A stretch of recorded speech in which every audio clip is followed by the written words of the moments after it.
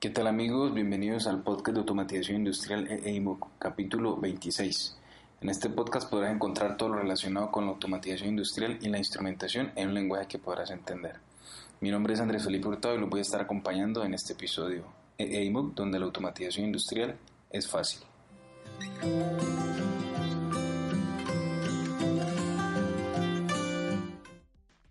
Y este episodio es con el patrocinio de la empresa Ultimate Software. Es una empresa dedicada a desarrollar diferentes aplicaciones, tanto para Mac como para Windows. Y en nuestro canal de YouTube pueden ingresar y ver cómo es el desempeño de estas herramientas, especialmente las dedicadas a las que tienen que ver con comunicaciones seriales, ya sea para crear puertos seriales virtuales cruzados o monitorear comunicaciones 232, 422 o 485.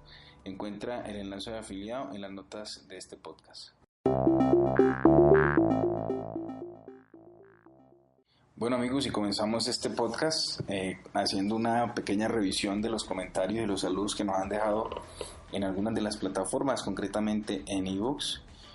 Quiero saludar a Javier Martín, que es de España, y a Chixo, pues no me indica de dónde es, pero pues agradecerles por los comentarios de aliento y seguimiento a la publicación de cada uno de estos episodios. Entonces los invito también a que puedan ingresar a cualquiera de las plataformas en iVoox, en Spreaker o en iTunes para que me dejen sus inquietudes, tengamos una realimentación y es muy importante para el podcast estos comentarios y las valoraciones porque lo hacen más visible y podemos entonces posicionarnos mejor en las primeras páginas del podcasting de estas plataformas y así pues generamos un efecto importante frente a la divulgación del podcast. Bueno, entonces hoy ¿con qué vamos a comenzar?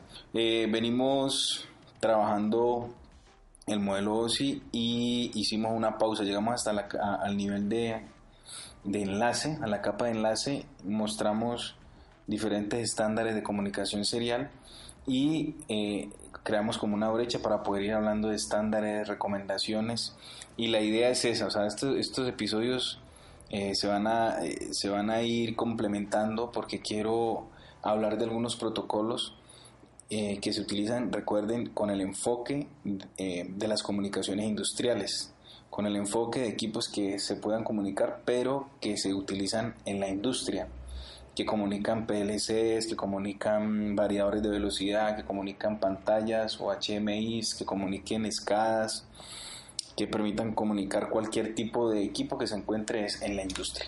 Y hemos llegado entonces finalmente a la capa de red, que si vamos en orden ascendente desde abajo hasta arriba sería el tercer nivel. Y la capa de red, ¿con qué nos vamos a encontrar? Y en esta capa de red vamos a tener todo lo que tiene que ver con selección de alguna manera de ruta y poder enviar esa información de un lugar a otro. Sobre esta capa de red ahí están relacionados unos protocolos que los voy a mencionar. Recuerden siempre estos protocolos ligados a lo que podamos implementar en los equipos de la industria, en lo que podamos implementar en lo que se conoce como redes industriales o comunicaciones industriales. Entonces el nivel de red necesita de la capa de enlace para poder entregarle a la capa de arriba, porque el nivel red está entre dos capas. La capa de abajo sería enlace y la capa de arriba, la que está encima de red, es transporte. Entonces él, para poder entregarle a transporte la información como tiene que ser, pues necesita también utilizar el nivel de enlace. Y aquí cambia un poco los tipos de protocolos que podemos llegar a encontrar, porque aquí es donde aparece un protocolo muy conocido, muy famoso, y yo que sé que lo han visto por el tema de los computadores, como es el protocolo IP, y hemos utilizado durante mucho tiempo el IP versión 4 y estamos implementando en la actualidad para hacer la migración a IP la versión 6. Pero voy a hacer una reflexión frente a esto, y es que habitualmente nosotros hablamos, hay muchos términos que se empiezan a conjugar aquí y generan confusiones. Entonces ya hay, digamos, unas versiones, unas combinaciones de terminología y que a veces se está hablando de algo pensando en otra cosa, y es habitual porque son muchos protocolos, son muchas siglas y todo converge a nivel de comunicación de computadores, porque es aquí donde se inicia todo, recuerden. Entonces a veces uno habla de TCP/IP, habla de Ethernet o Ethernet, como lo quieran pronunciar, o habla de Fast Ethernet o Fast Ethernet, habla de de RJ45, habla de 10 base T, 100 base T, o en fin. Entonces miren, toda esa cantidad de nombres que ahí hay, recomendaciones, hay protocolos propiamente, y he tocado diferentes capas, o sea, he tocado capas desde la física hasta transporte, entonces están como combinándose. ¿Qué quiero decir con esto? Y es que se tiende como a confundir y a pensar que todo es lo mismo, y no. Recuerden que en el modelo OSI tenemos diferentes capas, y en cada capa normalmente podemos encontrar un protocolo que puede estar asociado a una sola capa, o un protocolo puede cubrir varias capas. O puede ser que un protocolo grande emplee en diferentes capas otras recomendaciones. Y así es esto. Entonces, por eso puede llegar a generar mucha confusión. Frente a los equipos de industria, estar en la capa de red en el modelo OSI, el que para nosotros es transparente y siempre se habla y se utiliza y viene para que se configuren los equipos, es el protocolo IP, y se utiliza mucho la versión 4. Pero para que funcione ese protocolo IP, evidentemente lo mencioné ahora, y es que necesitamos de la capa de enlace. Y hay algo que se confunde, por ejemplo, que yo lo he visto en el lenguaje y todo, pues también puede generar confusión, y es lo siguiente, para que vamos aclarando. La dirección MAC, que es una dirección física que viene identificada en cada una de las tarjetas de red de los equipos, de los computadores, es una dirección única. Se llama dirección física porque se está asignando una dirección directamente a ese adaptador, y ustedes pueden ver que algunos equipos en su conector RJ45, al lado, al frente, o en el case donde está cerca el conector, viene una dirección, ¿sí? Física en hexadecimal. Esa dirección, por ejemplo, yo aquí tengo un equipo 1200 al frente, y tiene, vamos a ver, 1, 2, 3, 4, 5, 6, lo estoy contando, evidentemente yo sé que son 6 bytes, pero para que vean que es una dirección en hexadecimal, cada dígito me representa 4 bits, o sea, 2 dígitos serían un byte, y él me separa cada byte con un guión a la mitad.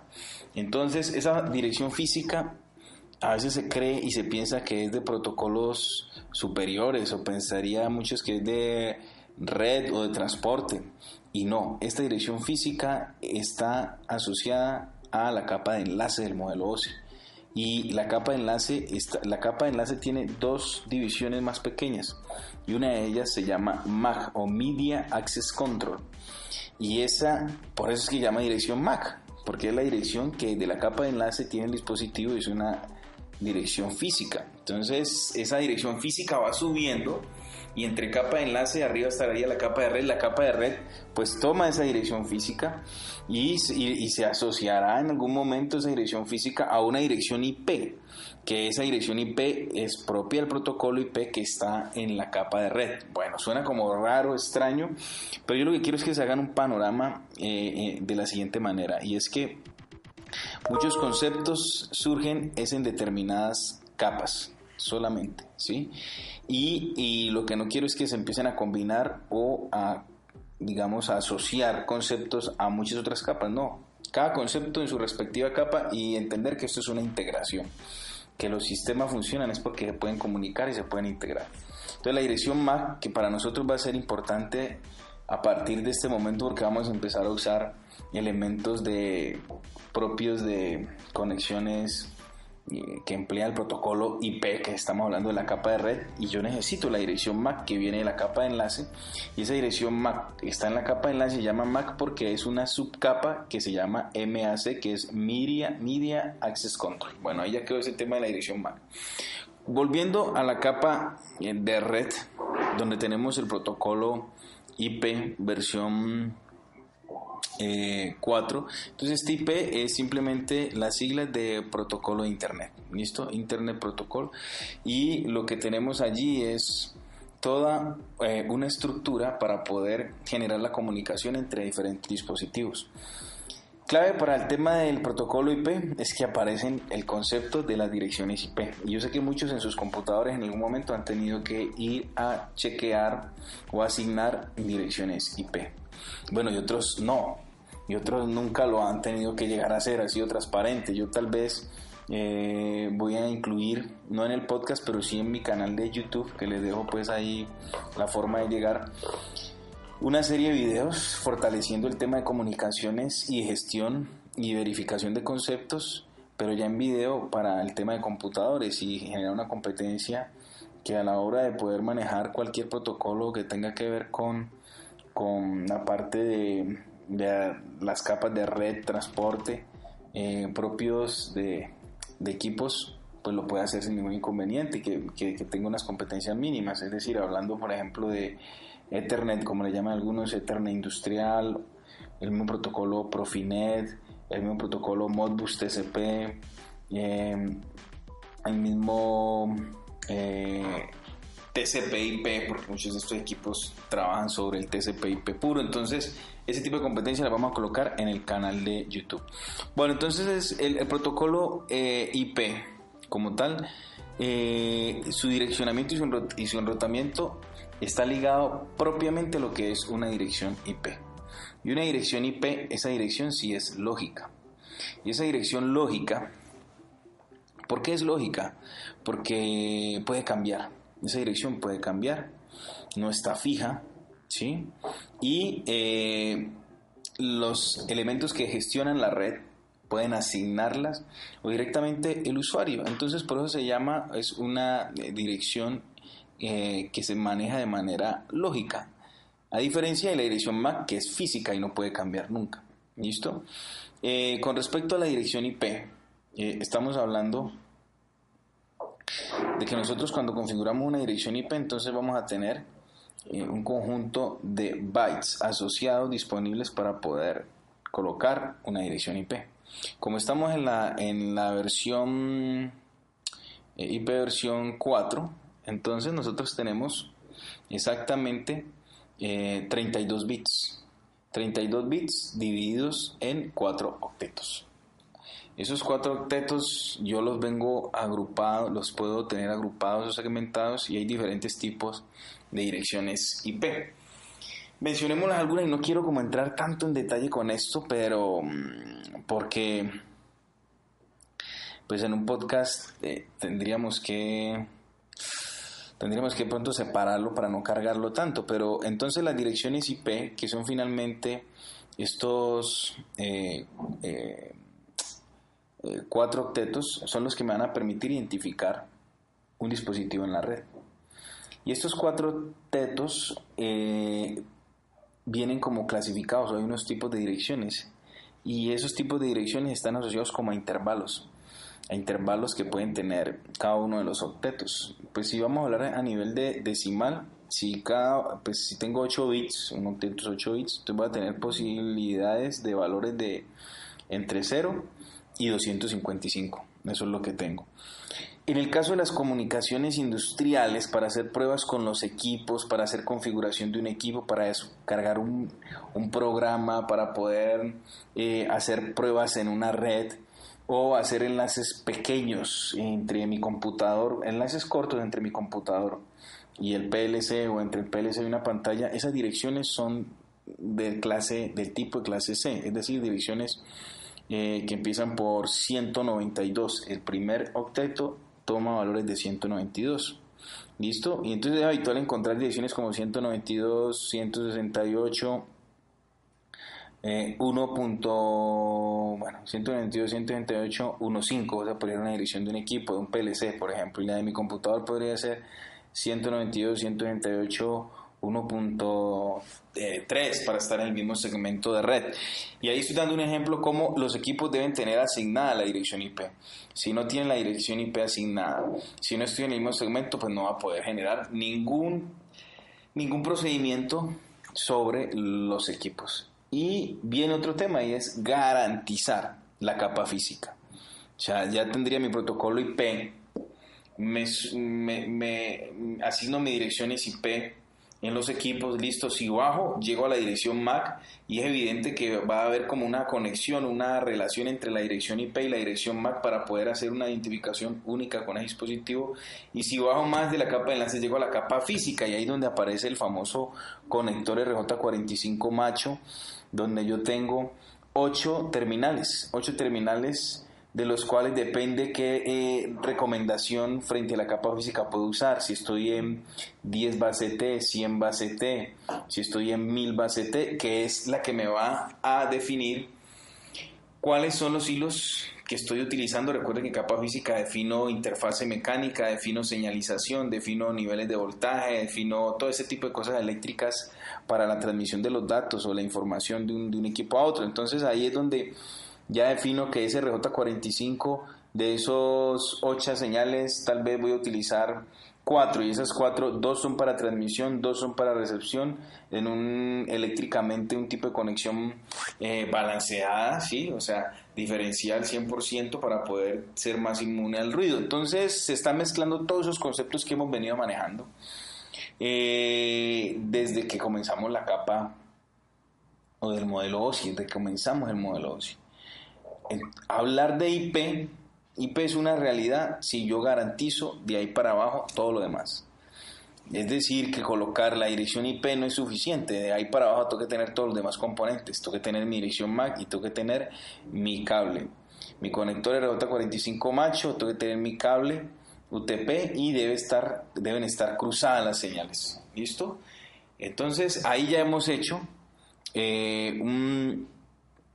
un recorrido, ¿sí? Un recorrido por las características que podríamos encontrar en la capa de red frente a equipos que hay en la industria.